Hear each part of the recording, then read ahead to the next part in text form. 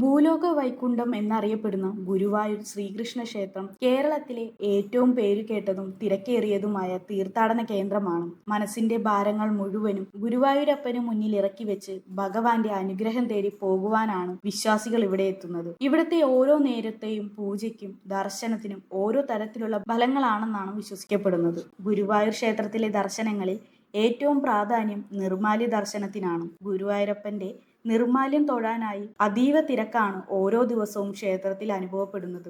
ദർശനത്തിലെ ഏറ്റവും വിശുദ്ധമായ സമയമാണ് നിർമ്മാല്യ ദർശനമെന്ന് വിശ്വാസികൾ വിശ്വസിച്ചു വരുന്നു. നിർമ്മാല്യ ദർശനം ക്ഷേത്രത്തിലെ ഏറ്റവും ആദ്യത്തെ ചടങ്ങാണ്. നിത്യവും പുലർച്ചെ 2:30 മണിയോടെയാണ് രുദ്രതീർത്ഥത്തിൽ നിന്നും കുളി കഴിഞ്ഞെത്തുന്ന മേൽശാന്തി 3 മണിയോടെ നട തുറക്കും. നാരായണവും ജ്ഞാനപ്പാനയും ഹരിനാമ കീർത്തനവും ഒപ്പം ശംഖുനാദവും തകിലും നാദസ്വരവും മുഴങ്ങി നിൽക്കുന്ന അന്തരീക്ഷത്തിലാണ് ഭഗവാനെ പള്ളിയുണർത്തുന്നത്. പുലർച്ചെ 3 മുതൽ 3:20 വരെയാണ് ഗുരുവായൂർ ക്ഷേത്രത്തിലെ നിർമ്മാല്യ ദർശന സമയം. വിശ്വരൂപത്തിലാണ് ഭഗവാൻ ഈ നിർമ്മാല്യ സമയത്ത് ദർശനം നൽകുന്നത്. ഇത് ദർശിക്കുന്നവരുടെ പാപങ്ങൾ ഇല്ലാതാകുമെന്ന് വിശ്വസിക്കപ്പെടുന്നു.